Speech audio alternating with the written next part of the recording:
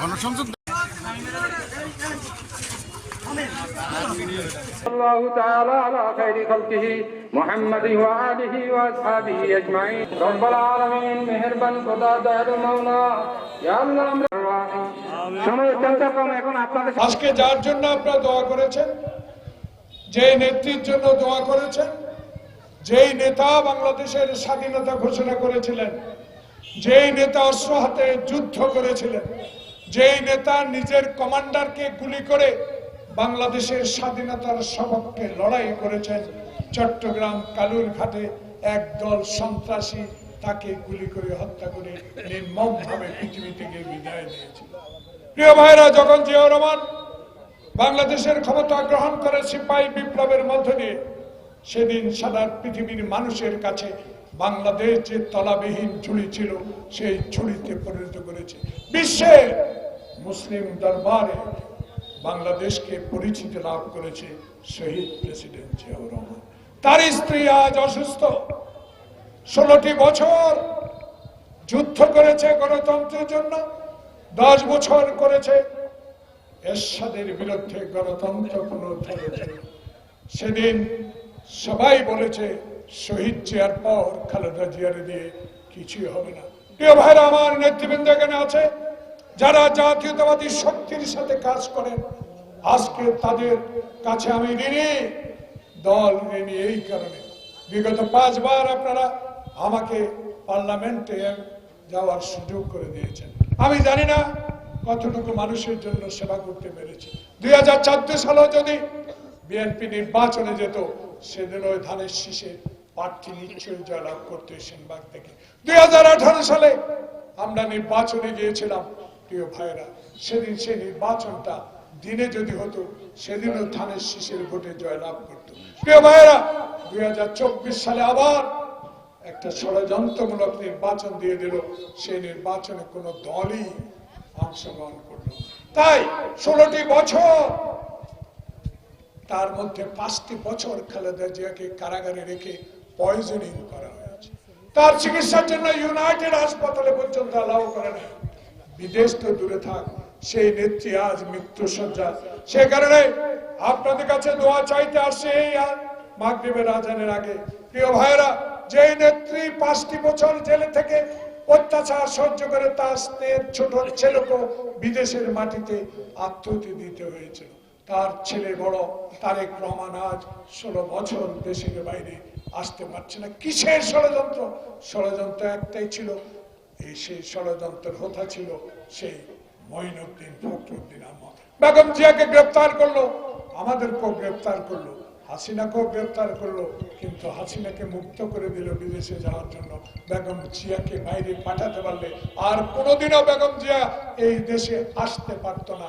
সেই কারণে বেগম জিয়া বলেছে, এই দেশের মাটি আমার সম্পদ, আমার বাইরে একটি 1 কাঠা জমিও নাই, একটা ব্যাংকের হিসাবও নাই। প্রিয় ভাইরা, সেই নেত্রী আজ মৃত্যুর মুখপত্র। তাই আজকে আমরা জাতীয়তাবাদী শক্তি না, বাংলাদেশে মানুষের জন্য যদি বিএনপি, বেগম জিয়া, শহীদ জিয়া, তারেক রহমান কিছু করে থাকেন, আজকে এই মুহূর্তে ঠিক নির্বাচনের 2.5 মাস আগে আমরা আল্লাহর দরবারে দোয়া করব সবাই, যে নেত্রী বাংলাদেশের গণতন্ত্রের জন্য আপসী নেতৃত্ব পেয়েছেন, সেই নেত্রী আজ ঢাকার এবার কেয়ার হাসপাতালে মৃত্যুর পথযাত্রী। আমরা আসুন, তাই সকল রাজনৈতিক আমি প্রচারণা বন্ধ করে আল্লাহর দরবারে যে যেখানে আছেন সকালে মুক্তবে নিয়ে যান ছেলেদেরকে, সেখানে হুজুরকে বলবেন আমার নেত্রীর জন্য একটু দোয়া করেন। সকালে মাদ্রাসা যে শিক্ষক যাবেন, অনুগ্রহ করে প্রথমেই বলবেন আল্লাহ পাক শহীদ জিয়ার স্ত্রী বেগম জিয়াকে বাঁচিয়ে রাখুক। বিএনপির নেতা কর্মীরা 5 ওয়াক্ত নামাজ পড়ে আল্লাহর কাছে সবাই দোয়া করেন, আল্লাহ পাক এমন একটি সময় আমাদের আসুক যেই মুহূর্তে বাংলাদেশে একটি নির্বাচন হবে, যে মুহূর্তে একটি নির্বাচনের জন্য এই সরকার প্রস্তুতি নিচ্ছিল, তখনই একটি রাজনৈতিক দল যারা 55 বছর আগে বাংলাদেশের স্বাধীনতার বিরুদ্ধে যুদ্ধ ঘোষণা করেছিলেন, মায়ের মুখ যারা খালি করেছেন, আজকে আবার তারা ধর্মের নামে আজকে আমার অবলা মা বোনদেরকে আজকে ঘরে ঘরে গিয়ে বলে অমুক মার্কায় ভোট দিলে বেহেশতে যাবেন, এই কথাগুলা ইসলাম ধর্মের সত্য কথা নয়। ইসলাম ধর্ম এমন একটি ধর্ম, বিশ্বের দরবারে সবচেয়ে শ্রেষ্ঠ ধর্ম। রাসূল করিম সাল্লাল্লাহু আলাইহি ওয়াসাল্লাম বলেছেন, আমার নিয়ম মানো। আল্লাহ তাআলা বলেছেন, আমি 5 ওয়াক্ত নামাজ দিয়েছি, ঘুষ, দুর্নীতি, বেইজ্জতির বিরুদ্ধে লড়াই করো, সেই হলো প্রকৃত মুসলমান। আজকে ইহুদিরা কি করছে বিশ্বের দরবারে সবাই দেখেন, সেই মুসলিমেরা ফাইট করতেছে, যুদ্ধ করতেছে। তাই আজকে সেই ইসলাম হলো আসল ইসলাম। তাই ধর্মের নামে বাংলাদেশে রাজনীতি করা চলবে না। কারণ বাংলাদেশ জাতীয়তাবাদী দল অস্ত্র হাতে যে নেতা যুদ্ধ করেছে, এখানে অনেক মুক্তিযোদ্ধা আছেন, আমরাও যুদ্ধ করে দেশ স্বাধীন করেছি। আমরা চাই দেশ একটি সচল এবং দেশ স্বাস্থ্য, শিক্ষা, যোগাযোগ সকল ক্ষেত্রে মানুষ যেন সচলভাবে জীবন যাপন করতে পারে। তাই আমার নেত্রী বেগম খালেদা জিয়া সেদিন বলেছে, আসুন আমরা সবাই ঐক্য হই। জিয়াউর রহমান সেদিন সবাইকে নিয়ে সরকার করেছে। তারেক রহমান এই 16 বছর দেশে আসতে পারে নাই, কিন্তু তার যে শক্তির দিয়ে, বুদ্ধি দিয়ে বাংলাদেশের এই যুব সমাজ, এই বিএনপির অঙ্গ সংগঠনের নেতাদেরকে আজকে শক্তি দিয়ে রেখেছেন।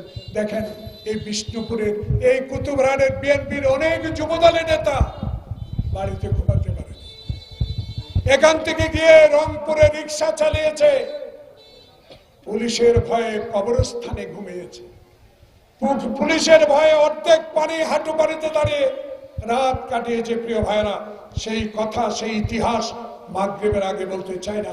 সামনে নির্বাচন, সেই নির্বাচন ইনশাল্লাহ হবে। এই ইন্টেরিয়াম গভর্নমেন্ট, এই অন্তর্বর্তী সরকার ইনশাল্লাহ কথা দিয়েছে বাংলাদেশে একটি নির্বাচন হবে।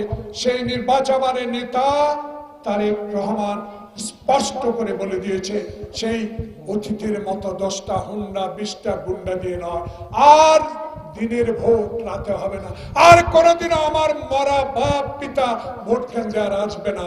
এমন ভোট হবে, আমার ভোট আমি দিব, যাকে ইচ্ছা তাকে দিব। এই পরিস্থিতিতে আগামী ফেব্রুয়ারি 2026 প্রথম সপ্তাহে নির্বাচনের তফসিল ঘোষণা হবে। প্রিয়রা, আসুন আমরা অতীতে সরকার পরিচালনা করে আমরা সেই শিক্ষা খাতকে উন্নত করেছি। 11 ক্লাস পর্যন্ত সকল মহিলাদের আমরা বেতন মকুব করে আমরা সেদিন বেগম জিয়া বৃত্তির ব্যবস্থা করে দিয়েছি। আজকে আমার নেতা তারেক রহমান বলেছে, আসুন আমরা একটি সুষ্ঠু ভোটের মাধ্যমে জনগণ যাকে রায় দিবে সেই সরকার গঠন করবে। যদি ইনশাআল্লাহ জনগণের রায় নিয়ে আমরা সরকার করতে পারি, 100 দিনে 1 কোটি লোকের চাকরির ব্যবস্থা, কর্মসংস্থানের ব্যবস্থা করা হবে। তাই আজকে যারা আমাদের পক্ষে আছেন, যারা ধানের শীষের পক্ষে আছেন, অতীতের মতো সকল কিছু ভেদাভেদ ভুলে গিয়ে আসুন। আমাদের মধ্যে একটি বিভ্রান্ত ছড়াচ্ছে, কেউ কেউ যদি ধানের শীষ করে থাকেন, আমি একটু আগে শামসুদ্দিনকে ডেকে নিলাম, আমার কথা হলো কেউ আমাকে অপছন্দ করতে পারে, আমাকে পছন্দ না করেন, কিন্তু শহীদ জিয়ার ধানের শীষ নিয়ে যে আসবে তাকে ধানের শীষে ভোট দেওয়া আপনার কর্তব্য, ফরজ বলে আমি মনে করি। তাই আমাদের মধ্যে মত পার্থক্য থাকতে পারে, নেতৃত্বের কুন্দল থাকতে পারে, কিন্তু ধানের শীষ নিয়ে কোনো আপোষ নাই। ধানের শীষ আমার নয়, ধানের শীষ শহীদ জিয়ার, ধানের শীষ খালেদা জিয়ার, ধানের শীষ তারেক রহমানের। তা আসুন আমিনুল্লাহ মির্জা আজাদ মাস্টার, আবুল খায়ের, আপনার যারা শেখ আহমদ, যারা এখানে আছেন, সবাই নেতৃত্ব দিয়ে আগামীতে যারা ধর্মের নামে ব্যবসা করছে তাদেরকে রুখে দেন, জাতীয়তাবাদী শক্তিকে ঐক্যের গালে তোলেন। শেষ মুহূর্তে আল্লাহর দরবারে আবার আল্লাহ তোমার কাছে ফরিয়াদ করি, তুমি দেশ নেত্রী বেগম খালেদা জিয়াকে সুস্থ করে দাও।